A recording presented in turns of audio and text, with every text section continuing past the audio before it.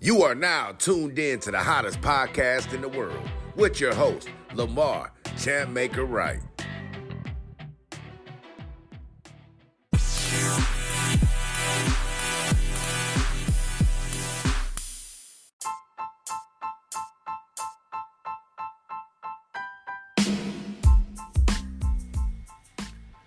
Welcome back to Everyday Talk Podcast. I am your host, Lamar Champmaker Wright.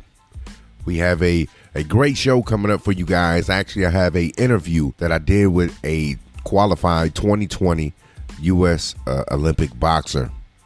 This kid is phenomenal, very talented, and he's probably one of our best hopes of winning a gold medal in the Olympic Games 2020. I don't know if we're calling them 2020 because I believe the Olympic Games has been pushed back to 2021. This Olympian's name is Tiger Johnson out of Cleveland, Ohio. Very talented kid, very well-spoken, just well put together, man. Very marketable, likable kid. And he's teaming up with a new boxing manager, Rick Ross, the real Rick Ross. And we talked to him about how they're teaming up, what brought them together. You know, Rick Ross is going to be a very different type of boxing manager, very dynamic, versatile. He's not only looking for the opportunities inside of the ring for a boxer, he's looking for those opportunities outside of the ring as well. And that's what's going to make him different, because a lot of boxers, they miss tremendous amounts of opportunities outside of that ring. Let's just keep it real. It's about the business of boxing is about boxing. It's about inside of the ring. Every other sport that you look at, you know, you have a superstar. You got LeBron James, for instance. Boom. NBA, right? But he has different sponsors and people that he signed to bring different revenue, different income in.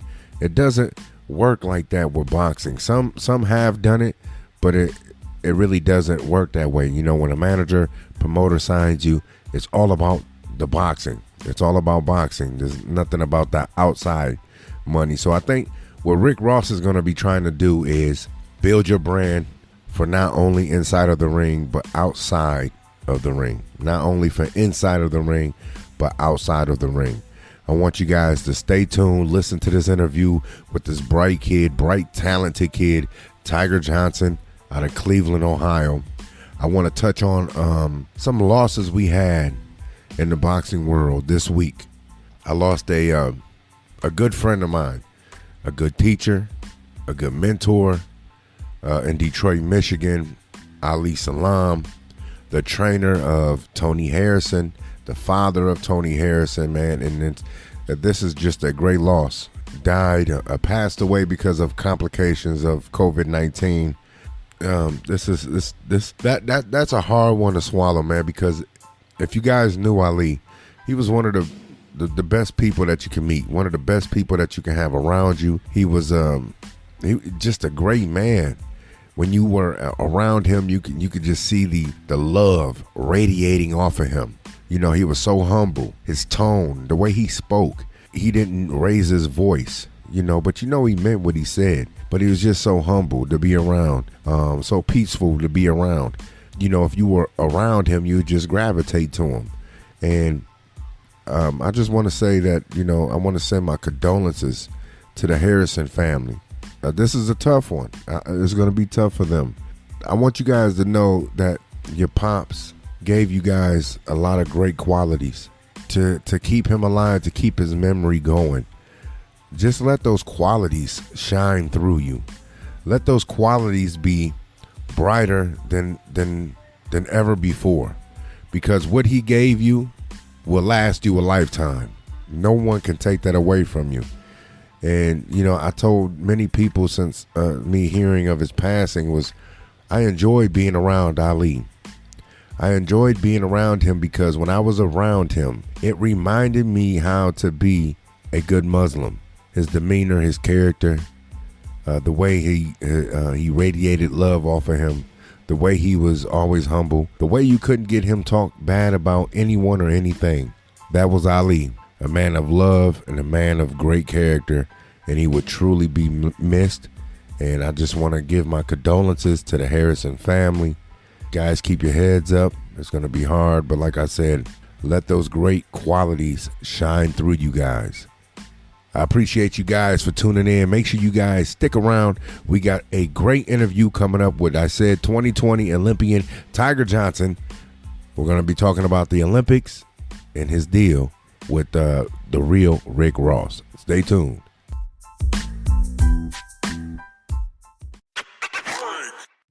If you haven't heard about Anchor, it's the easiest way to make a podcast. Let me explain. It's free. There's creation tools that allow you to record and edit your podcast right from your phone or computer. Anchor will distribute your podcast for you so it can be heard on Spotify, Apple Podcasts, and many more. You can make money from your podcast with no minimum listenership. It's everything you need to make a podcast in one place. Download the free Anchor app or go to anchor.fm to get started.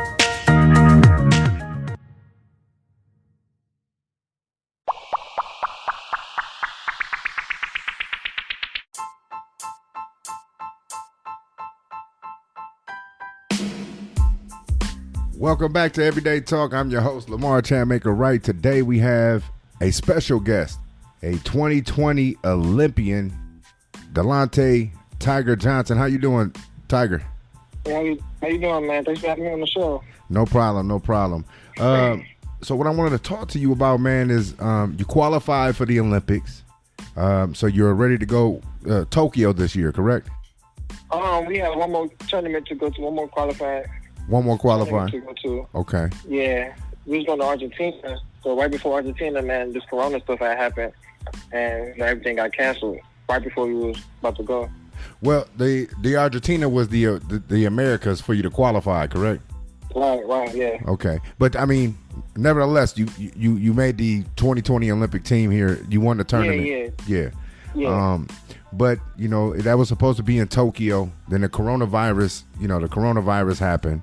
How's it been since, everything shut down? USA Boxing has postponed all the tournaments. All the fights can't even get a sanction. So what's life been like for you right now? I mean, life is still cool, man. I just been trying to stay out the way. Right now I'm in Virginia training with one of the Olympic coaches, Coach K. Coach K. He got me out here training, getting some work in, getting some good sparring with Shakur Stevenson. Mm-hmm.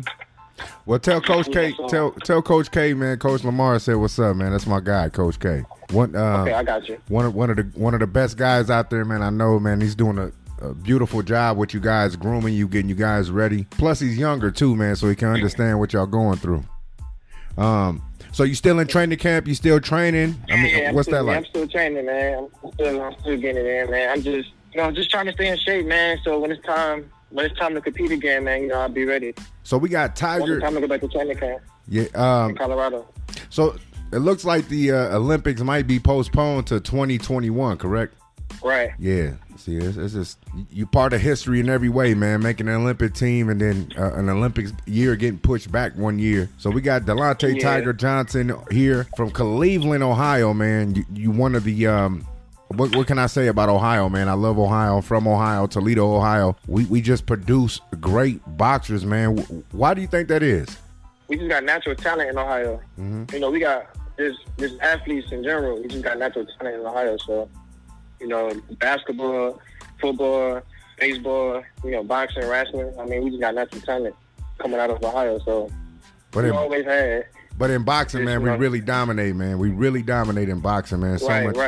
So much talent out of Ohio, man. It's ridiculous. Tell the listeners how that happened. You grew up in Cleveland. How'd you find your way to the gym?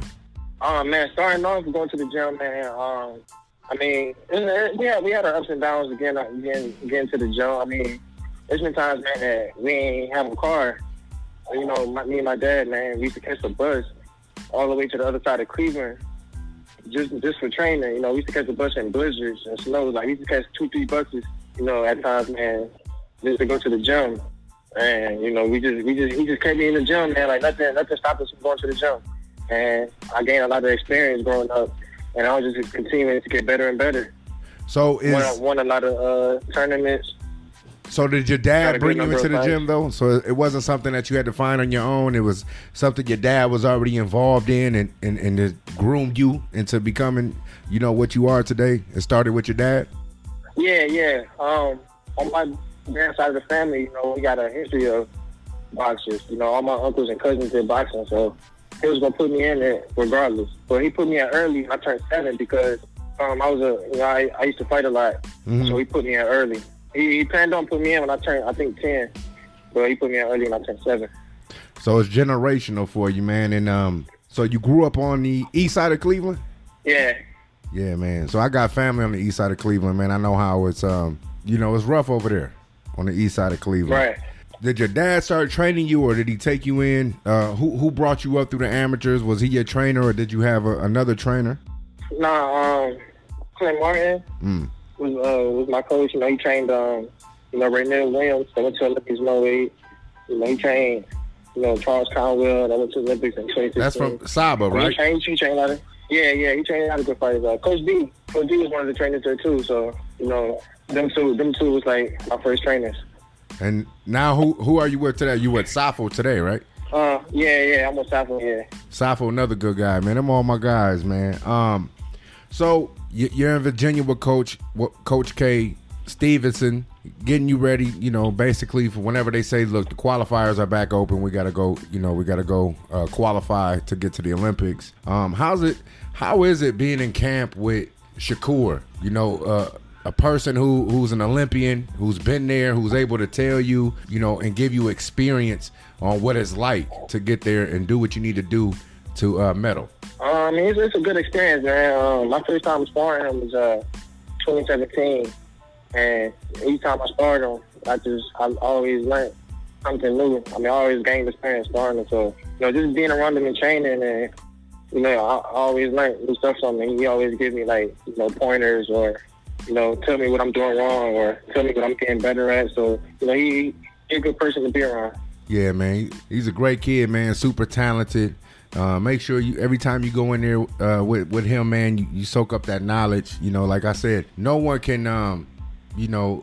tell you better than a person, who's been there before. So, he's been there. Right. And I'm pretty sure he's willing to give you everything that he knows to make sure that you succeed, because I know Shakur is that type of guy. So after the Olympics, it's going to probably be obvious that you're going to start your pro career. What's that look like for you? When you turn professional, are you going to want to stay at? Are you going to go to 47, or are you going to turn professional at 140? I still haven't decided yet, man. Because I know I'm still growing, and the plan was to go to 140 this year after the Olympics. Okay. But now it's another year, so I don't know if I'm gonna still be growing by next year. So hopefully I can still make 140.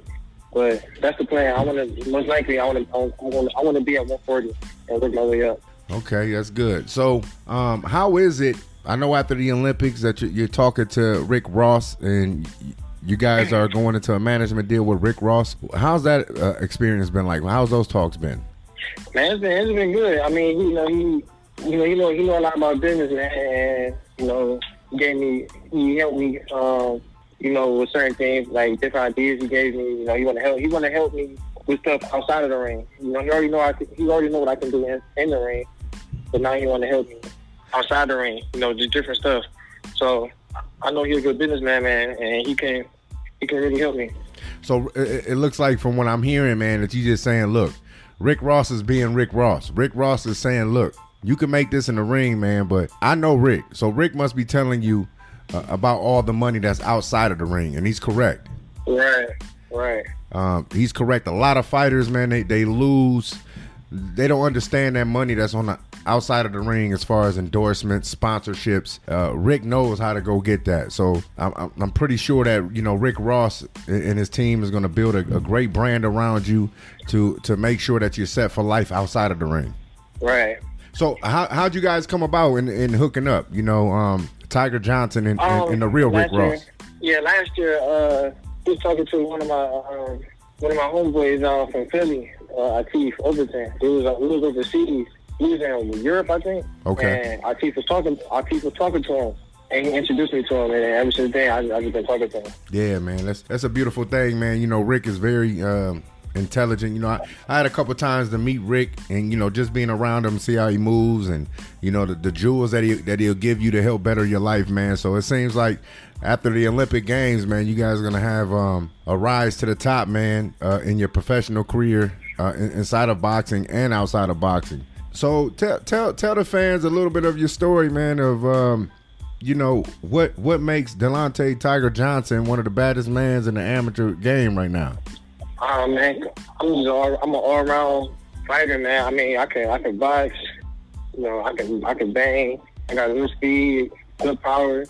You know, I'm just an all-around boxer, man. And I feel like me being at 140, I have, you know, a lot of advantages because I'm tall and I got the speed of a lightweight. So, I mean, I just got a lot of good advantages coming up. How old are you? I mean, no, I'm sorry. How tall are you right now? 5'11". Yeah, so, man, if you turn at 140 at 5'11", man, you're going to have pretty height. Because I was watching your, I believe it was the qualifiers. No, I'm sorry. Yeah, the box offs. I believe you fought a kid named Rojas. And I was just looking at you like, this kid, you know, what stood out the most for me, how you're able to move your feet, man. You're in and out real quick, like cat-like reflexes, and able to make somebody reach to you and counterpunch. Is that natural, or is that something that Safo has drilled into you, into your game? I feel like it came. A lot of it came natural, but there's a lot of stuff, man, that, you know, that I was just taught. You know, a lot of stuff like my reflexes and stuff, man. All that is just natural. I think a lot of stuff just came naturally, like since I first started boxing. Like reflexes, like speed. Like a lot of people ask me how I get my hand speed like fast. I really don't know the answer to that. Yeah, it's just natural, man. Tell them God gave it to you. Yeah, I just naturally had hand speed. Just tell them God gave it to you. Yeah, because I'm looking at that, man. When I look at you young guys that's coming up, so when I first started seeing you, I said, man, this kid is going to be something awful. You know, he's going to be hard to deal with, because when I look at it, I look at the balance of the fighters. You know, how you're able to keep your balance, and how you're able to make your opponent stay off balance, and how you're able to strike with your cat-like reflexes, moving in and out of range. Man, that's awesome, man. You know, keep it up, and you're going to be hard to deal with like that, man. Yeah, I appreciate it, man. All right. Anything you want to say to the listeners, man? Where they can follow you at, where they can go to keep an eye on you until these Olympics come around? Man, you can follow me on Instagram at Tiger Johnson 216 and Twitter Tiger Johnson 216. And thanks for coming and listening, man. And I appreciate you having me on the show. No, I appreciate you, Tiger, man. Make sure you tell Shakur, Coach K, that, you know, Coach Lamar said, what's up, man? Continue you guys' grind. And I'm definitely going to be a fan of yours, man. And I'm waiting until this jumps back off so I can see you qualify and go out to Tokyo and get you a gold medal, man. We need one. We haven't had a gold since 2004, man. So I'm looking forward to seeing you capture that for us. Sure, man. Thanks, man. Appreciate it. All right. Appreciate you. All right, man. Have a good day, man. You too. That was Tiger Johnson out of Cleveland, Ohio, guys. He has qualified. Well, he's made the Olympic team for the United States in 2020. There's a qualifier that he has to go to down there. I believe in Argentina is the Americas qualifiers. He has to go down there to qualify to go on to Tokyo. I have no problem and saying that I know he will qualify because this kid is the real deal. I seen him fight Cuba, and he was going tit for tat for Cuba. If you guys know about boxing, Cuba is one of the best amateur boxing programs in the world. They have more gold medals, silver medals, and he was going tit for tat, and he lost by a close decision to Cuba. Now he gets to do it all over again. He's more experienced, he's older, he's stronger, he's faster, more polished. I have no problem saying that this kid is going to go down there, qualify, go to Tokyo, and he may be our best hope to get a gold medal. We haven't had one since 2004. This kid may very well be our best hope at getting one in 2021 now. Not 2020, 21. And look out for him when he starts his professional career with Rick Ross, the real Rick Ross management. Rick Ross is now coming into the boxing game. He's given his knowledge his business mindset to these young boxers who really need that business mindset, because a lot of boxers get into this game, they make a lot of money, but when they retire broke. Rick Ross is bringing something different to the game. He is not going to let this happen to the guys that he represents. He's going to let them make smart business decisions to set them up for life. I appreciate you guys for listening to Everyday Talk Podcast. I am your host, Lamar Chanmaker Wright. Yay!